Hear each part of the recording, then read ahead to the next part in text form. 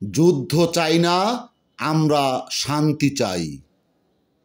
সুপ্রিয় দর্শক শ্রোতা, বর্তমান অস্থির বিশ্ব রাজনীতির প্রেক্ষিতে আপনাদের জন্য আমার এবারের নিবেদন একটি বাস্তবিক কবিতা।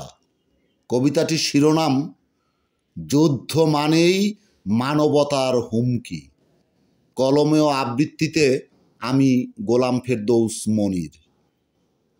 সেই আদিম যুগে ঢাল তরোয়াল বল্লম নিয়ে যুদ্ধ হতো গোত্রে গোত্রে।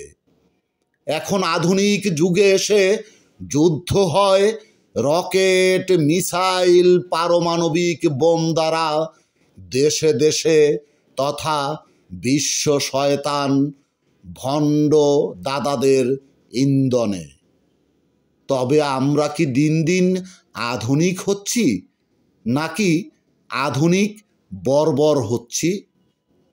যুদ্ধ চাই না, আমরা শান্তি চাই। মানবতায় উজ্জীবিত হয়ে থাকতে চাই পারস্পরিক বন্ধনে। আমি হিসেব মেলাতে পারি না প্রতিটি পরাশক্তিধর দেশে বিলিয়ন বিলিয়ন ডলার কেন খরচ করা হচ্ছে মানুষ মারার অভিপ্রায়ে।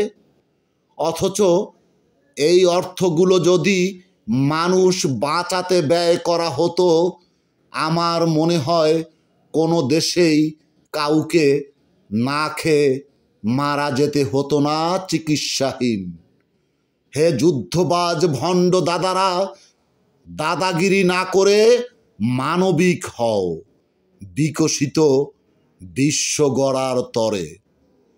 তৃতীয় বিশ্বযুদ্ধ বাঁধলে বায়ুমণ্ডল দূষিত হয়ে হয়তো মানব সভ্যতা নিমিষেই হবে বিলীন। যুদ্ধ কোনো কল্যাণ বয়ে আনতে পারে না, বরং অর্থ এবং সময়ের অপচয়।